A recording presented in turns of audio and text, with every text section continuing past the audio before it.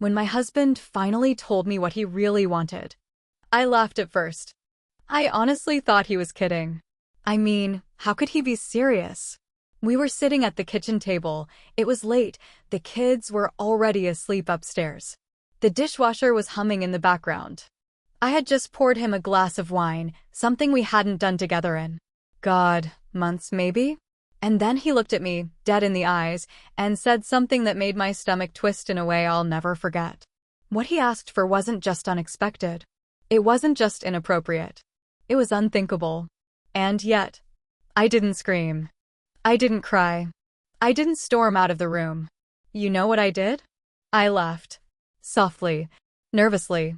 The kind of laugh that comes out when your brain can't quite catch up with your emotions. I laughed because it was easier than falling apart. But then he said, "No, babe. I'm serious."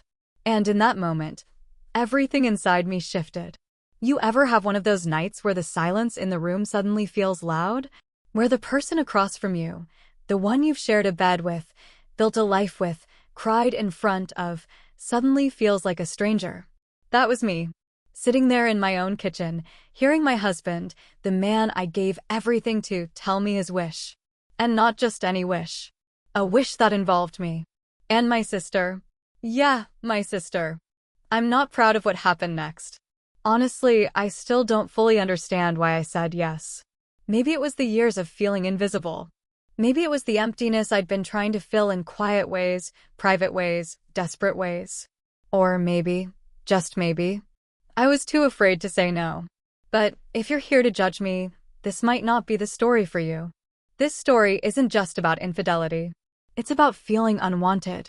It's about loneliness in a room full of people. It's about being so emotionally starved that when someone, even the wrong someone, notices you, you say yes, just to feel something. And what started with one awkward dinner ended with my sister crying in my bathroom, with me staring at my reflection, wondering who I had become. And with my husband, the same man who once promised to protect my heart, walking away from the wreckage he helped create like it was just another Tuesday. But before I tell you everything, and believe me, I'm going to tell you everything, take a second to subscribe to Shocking Infidelity Saga. Because here, we don't sugarcoat the truth. We share the raw, messy, human stories people are too afraid to say out loud. And if you've ever felt invisible in your own marriage, if you've ever wondered how far someone might go just to feel seen again, then maybe, just maybe, you'll understand why I said yes. Let's begin. Let me take you back a bit. 14 years. That's how long Daniel and I have been married. We've built a life, 2 kids, a mortgage, soccer games, PTA meetings, couples dinners, the whole script. On paper, it's the kind of life people envy. But paper lies. It doesn't show the distance. The way 2 people can share a bed every night but feel 1,000 miles apart. It doesn't show how many nights I sat at the edge of that bed, looking at his back, wondering if he even remembered what it felt like to touch me with love, not just routine. I used to be vibrant. I was the kind of woman who laughed too loudly, danced barefoot in the kitchen, wore red lipstick for no reason. But over time, I don't know. I guess the color just faded. Little by little, like a sunset that never quite ends, just keeps dimming until you're in the dark and didn't even notice it happen. Now I'm 42. Still married. Still loyal. Still doing the dishes while he texts someone under the table. Daniel, my husband, is, well, he's successful. He runs a tech company, drives a sleek car, wears the kind of cologne that lingers on everything he touches. To everyone else, he's charming, intelligent, polished. To me, he's a ghost. A man who shows up physically, but hasn't really been here in years. He's the kind of husband who remembers birthdays, but forgets how to ask if I'm okay. He'll buy me a new phone, but hasn't looked me in the eyes during dinner since before our youngest hit double digits. He smiles at waitresses, cracks jokes with the moms at school pickup. But at home, I get silence. And sometimes, worse, I get indifference. But the worst part? I stopped asking for more. Because at some point, silence becomes more comfortable than rejection. Then there's Maya, my sister. She's 7 years younger than me, and the kind of woman people notice when she walks into a room. She's not showy, just effortlessly warm. Light. Free. Always been the more carefree one between us. She'd dance on tables while I cleaned up the mess. But I never envied her. Not really.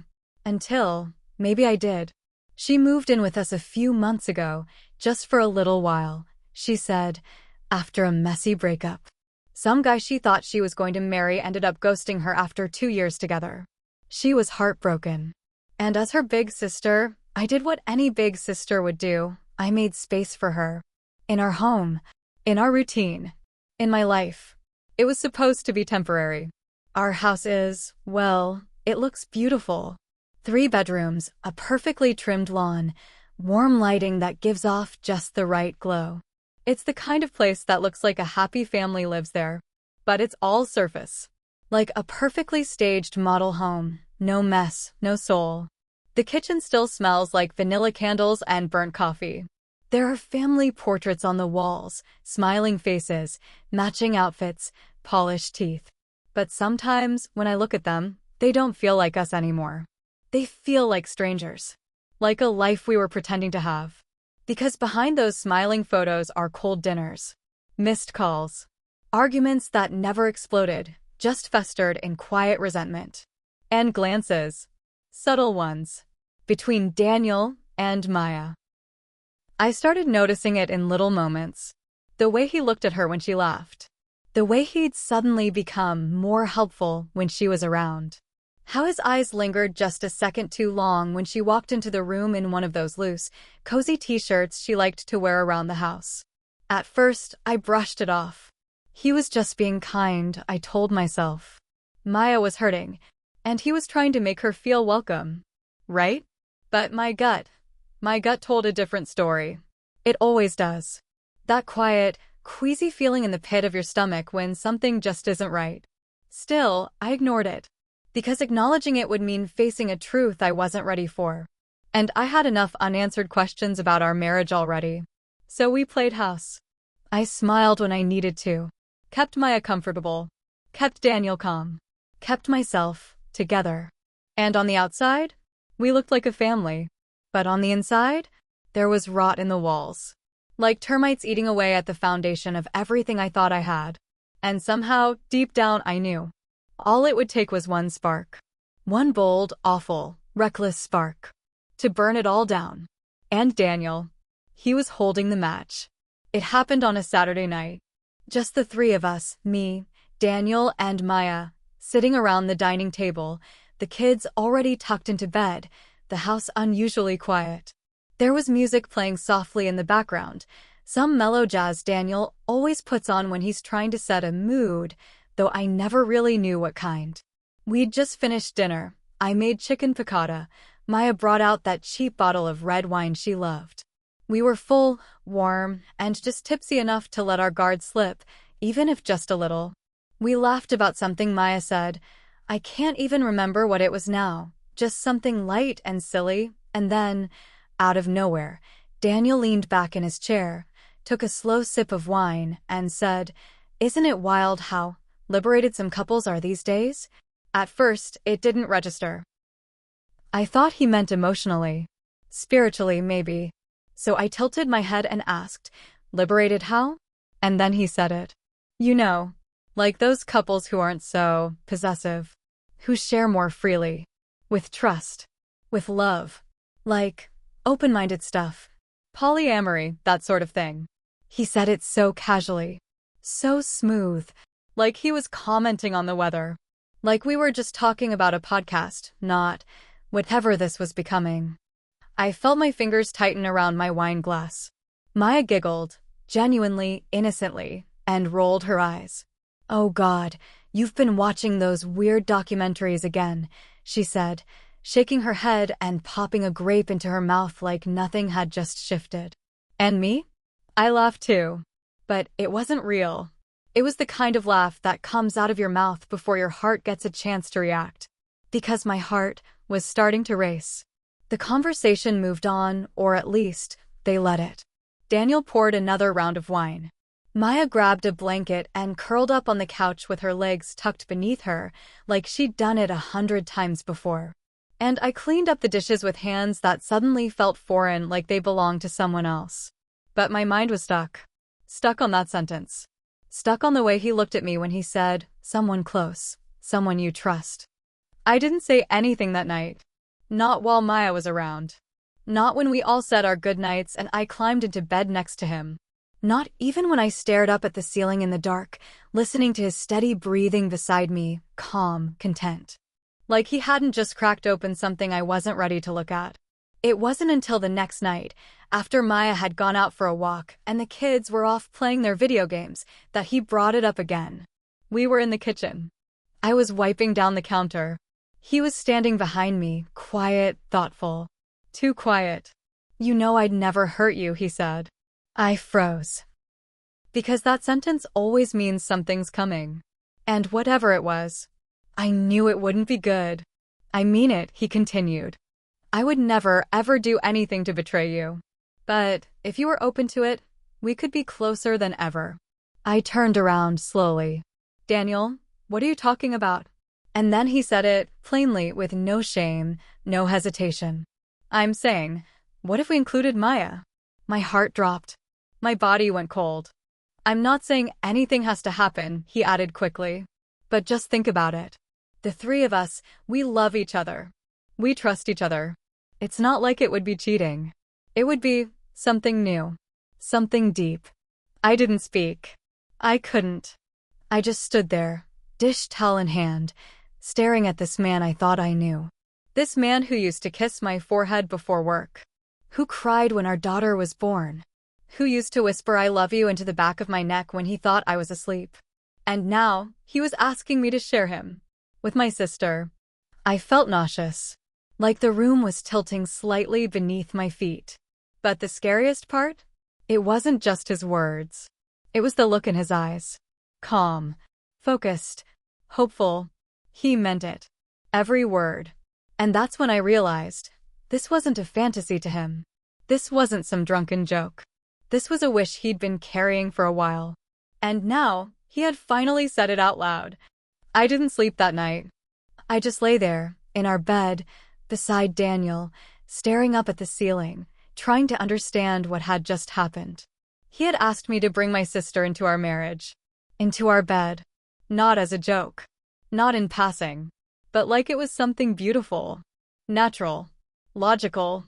And all I could think was, he hasn't touched me in months. Not a hand on my back when I passed by.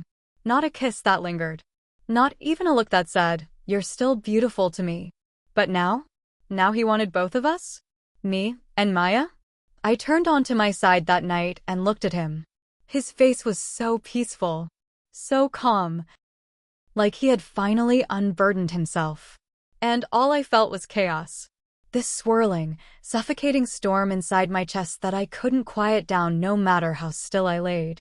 I couldn't stop the images in my head, flashes of Maya in her tank tops, dancing around the kitchen, laughing at Daniel's dry jokes like he was the funniest man on earth. I remembered that time last month when we were grilling outside, and Maya spilled her drink. Daniel rushed to grab a towel. But it was the way he touched her back so gently, and the way she smiled up at him. I'd told myself it was innocent. But now I didn't know. Was it always happening under my nose? Had I been blind? Or had I just chosen not to see? I tried to think rationally. He came to me first, I told myself. He didn't sneak around. He didn't cheat behind my back. He gave me a choice. Isn't that what people always say they want in a relationship? Honesty? But then another voice inside me, the one I've silenced so many times, whispered, what kind of man thinks sharing his wife with her sister is love? I kept trying to reason it out. Was this about passion? Was it about novelty? Was it about control? Or was it about something so much darker that I wasn't ready to name? I spent the next few days walking around in a fog. I smiled when I needed to, got the kids ready for school, folded the laundry, texted my friends back with emojis and exclamation points. But inside, I was unraveling. Every sound in the house felt amplified. Every silence felt suspicious. And Maya. She was just being Maya.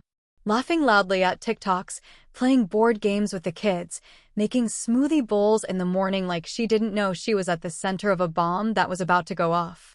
One morning, I tried to test the waters. Just casually over coffee. I said, "You ever think about how weird some relationships are now?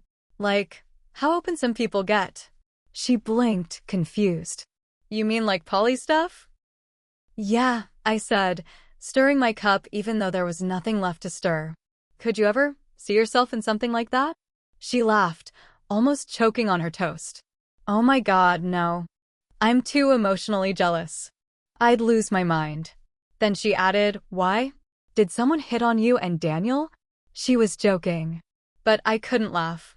Because in that moment, I realized something so heavy it almost crushed me. She had no idea. No clue what Daniel was thinking. No clue what he wanted. No clue what I was now being asked to consider. And yet, every day they got closer. Inside jokes I wasn't part of.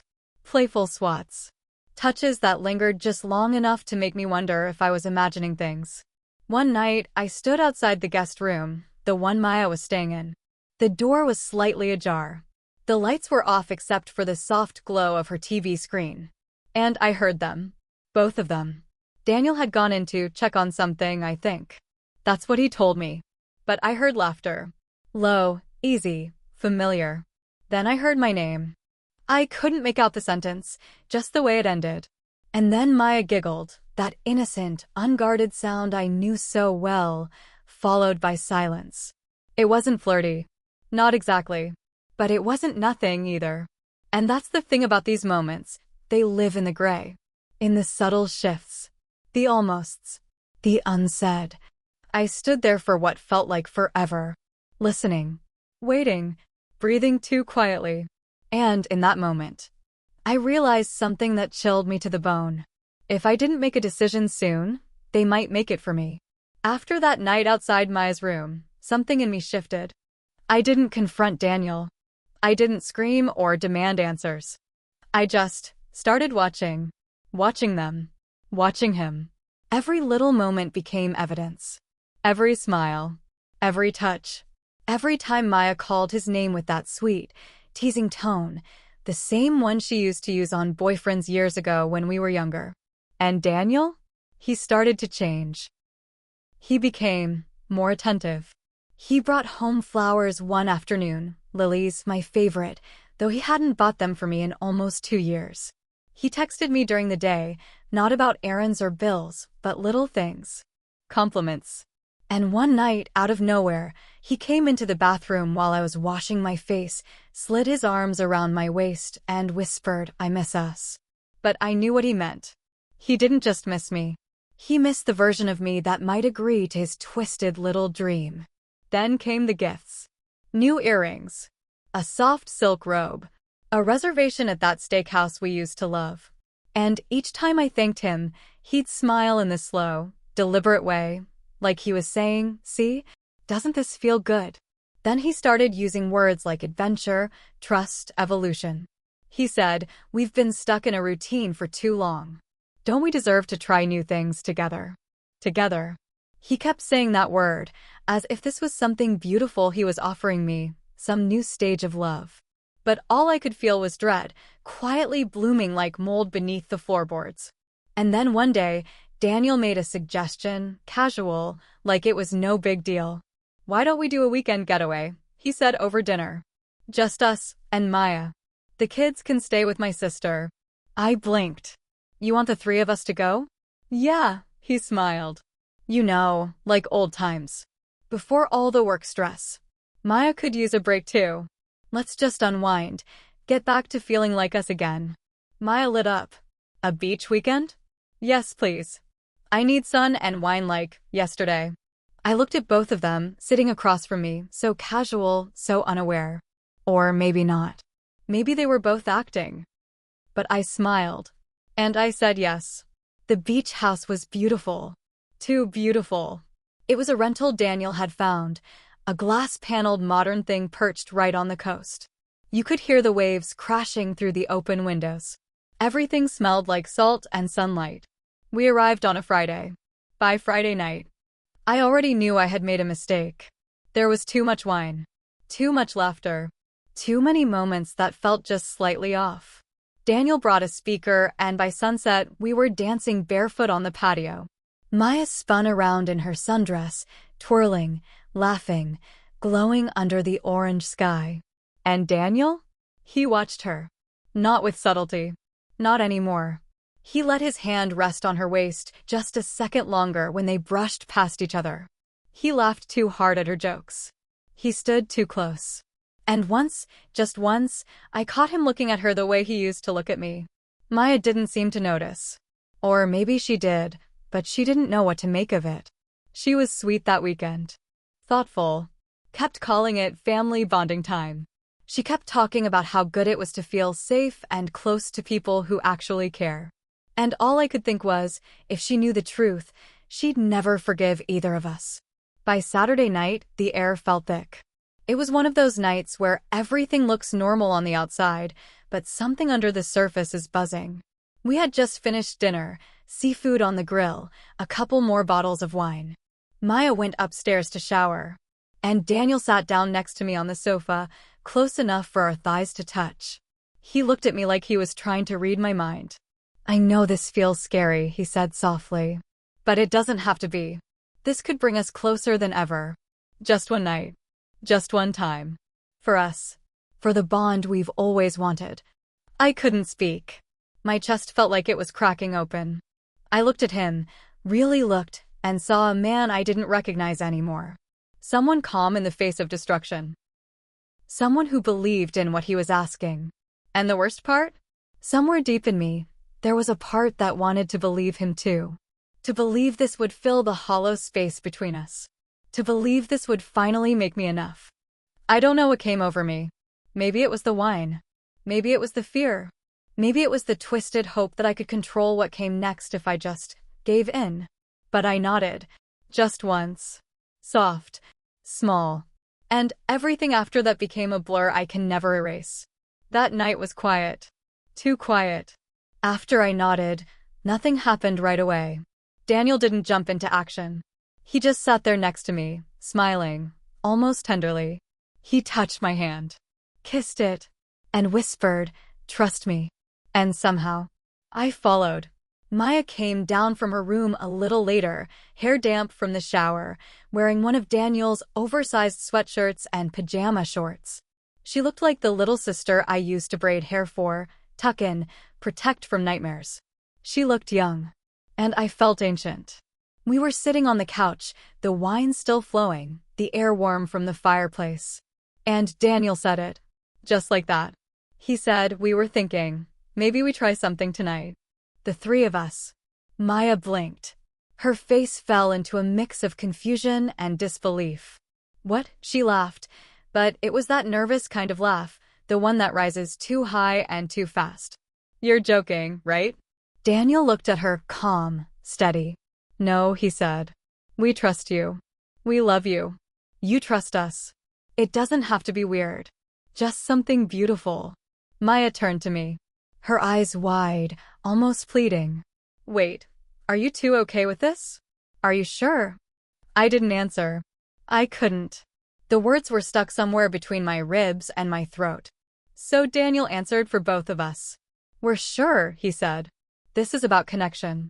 We want to feel closer. All of us." And then, things just started moving. I didn't stop them. I didn't say a word. I just watched it unfold. Like I wasn't inside my own body. Like I was hovering above us all, a silent witness to my own unraveling. Maya sat back, still unsure, still processing. Daniel moved toward her, slowly. And I stayed still. Not out of comfort. Not out of consent. But out of numbness. It was like watching a car drift toward the edge of a cliff and doing nothing to stop it. But then, right before anything truly happened, before that final line was crossed, Maya pulled back. Fast. Suddenly. Her face changed. Her whole body stiffened. She stood up, shaking her head. Her voice cracked when she spoke. "This isn't right," she said. "I can't do this. This is insane. What are we doing?" She looked at me, really looked, and in her eyes I saw something break. And then she turned and bolted upstairs, ran into the guest bathroom, and locked the door behind her. I didn't chase her. Daniel didn't either. We just sat there, surrounded by this silence. The kind of silence that feels alive. Heavy. Loud. Filled with everything we couldn't say. Daniel stood up slowly, ran a hand through his hair, and muttered, "She'll be okay. It's just a lot all at once." Like that made it better. Like that erased what just happened. But me? I sat frozen. On that couch. In that beach house. With the fire crackling beside me and a glass of untouched wine in my hand. And all I could think was, what did I just let happen? Maya didn't come out that night. We heard her crying softly, once, through the door. And that was the last time. The very last time. She ever looked me in the eye. I lost her that night. Not because of what happened, but because of what almost happened. Because I didn't stop it. Because I didn't protect her or myself. Because I let silence speak for me. And silence said everything. Maya was gone by morning. No goodbyes. No confrontation. No note. Just gone. I heard the front door close around 6 a.m. I peeked out the window and saw her tossing her duffel bag into the back seat of her car. She didn't even look back at the house. Didn't check if we were watching. Didn't care. And honestly, I wouldn't have either. Daniel was still sleeping when she left. Or at least pretending to. I sat at the edge of the bed, staring at the floor for what felt like hours. The carpet beneath my feet felt too soft. The air in the room felt too warm. Everything was wrong. And when Daniel finally opened his eyes, he yawned like it was any other morning. Like nothing had happened. Like we hadn't shattered something sacred just hours before. He sat up, stretched, and smiled at me. Smiled. And then he said it, that sentence that still makes my stomach twist whenever I think about it. "You were brave last night," he whispered. "We're stronger now." Stronger? I felt like a piece of glass cracked down the center. Still whole, technically. But one touch away from shattering completely. The ride home from the beach house was quiet. Daniel drove with one hand on the wheel, sunglasses on, humming to the radio. I stared out the window the entire time, gripping the hem of my sweater until my knuckles turned white. I didn't know how to talk to him. I didn't know how to talk to myself. Back home, everything was too normal. The kids ran up to us as we walked through the door, asking if we brought them shells or treats, telling us about their weekend at Aunt Sharon's. I smiled. I hugged them. I pretended. But something inside me was collapsing. Every step I took in that house felt like walking on broken glass. Maya's door was open. Empty. Her bed was made. Her toothbrush gone. No scent of her shampoo. No scattered bracelets on the bathroom sink. Just a space, hollowed out. That night, I couldn't sleep. I kept seeing her face, the exact moment she stood up, tears in her eyes, shaking her head. The way she said, "This isn't right. I can't do this. This is insane." And my silence. My complete, unforgivable silence. Over and over again, the dream would play. Me watching her run. Me frozen on that couch. Me not moving. Not speaking. Not saving her. And then her eyes, those big, trusting eyes, looking at me like I wasn't her sister anymore. Because in that moment, I wasn't. Daniel went back to work the next day like nothing had changed. He kissed me on the cheek before he left, called over his shoulder, "Let's do something just the two of us this weekend. You deserve it." And I stood in the kitchen, still in my pajamas, staring at the toaster like it might answer the question I couldn't even ask out loud. The kids noticed first. At dinner, my youngest asked, "Where's Aunt Maya?" I froze. My fork halfway to my mouth. Daniel didn't flinch. He just kept eating, like he hadn't heard. So I forced a smile, brittle and hollow, and said, "She's just taking some space. She needed time." My daughter tilted her head. "Is she mad at us?" "No, sweetie," I lied. "She just needs to be by herself for a while." But inside, I knew the truth. She needed to be anywhere but near me. Days passed, but they didn't feel like days. They felt like echoes. Like I was reliving the same empty, aching rhythm over and over again. I tried texting Maya once. Just once. I'm sorry. Please call me. Just tell me you're okay. She never responded. And deep down, I knew she wouldn't. Because how do you answer someone who stood by and watched you fall and did nothing to catch you? The worst part? It wasn't the silence. It wasn't even the guilt. It was the fact that for a moment, even a single moment, I considered it. I opened that door. And when I did, I didn't just lose my sister. I lost a part of myself I might never get back. I started journaling again. Not because I thought it would fix anything, but because I had nowhere else to put the weight. The heaviness. The shame. The noise inside my head. The first sentence I wrote. I stared at it for a long time before the pen even moved. It wasn't just his wish. And the second line came out like a confession I didn't know I was carrying. A part of me wanted it too. Not the act. Not the actual thing he asked for. But the attention. The idea of being wanted. Desired.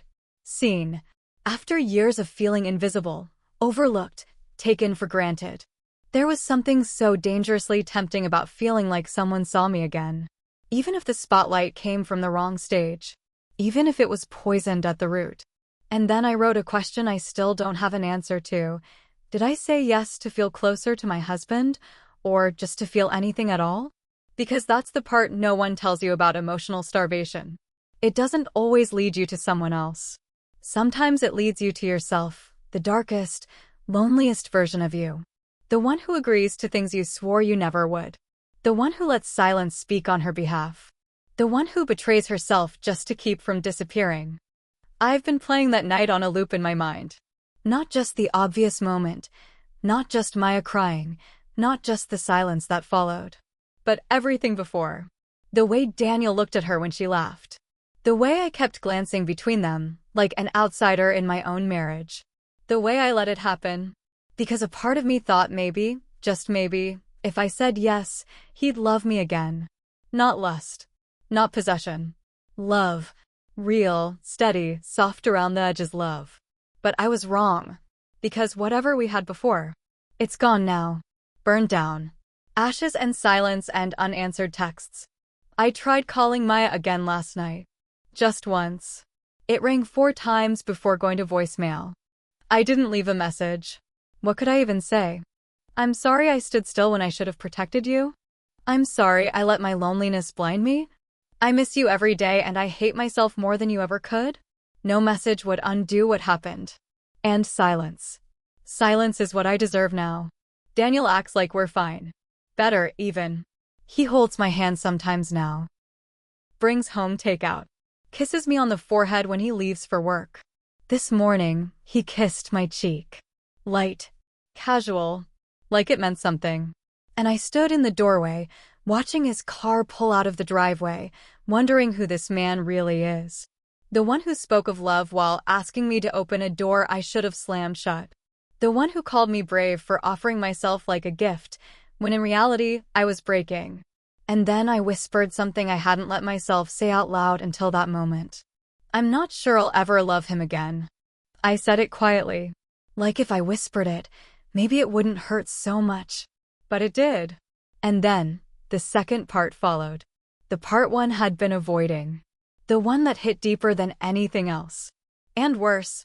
I'm not sure I'll ever forgive myself. Because the damage isn't just out there. It's inside me. And some cracks, they don't heal. They just live with you. Have you ever felt so unseen, so unloved, so completely forgotten in your own life, that you said yes to something you knew, deep down, was wrong? I still ask myself that question every day. Was I selfish or just broken? Because it's easy to point fingers from the outside. To say what should have happened. To say what you would have done. But when you're living in that silence, that echo chamber of being ignored, dismissed, starved for connection, your judgment, it starts to bend. You start to make choices that don't look like you. You rationalize. You whisper things to yourself like, it's just once, or it might fix things. And by the time you realize the price, it's already too late. If you've ever been in a place like that, if you've ever found yourself craving something that didn't make sense, something that chipped away at your soul while promising to fill it, then maybe you understand. And if you don't, I hope you never have to. If you have advice or a story of your own, or even just kindness, please share it in the comments. Not just for me. For anyone watching this who's standing on the edge of a decision they can't take back. And please, don't judge Maya. She didn't know.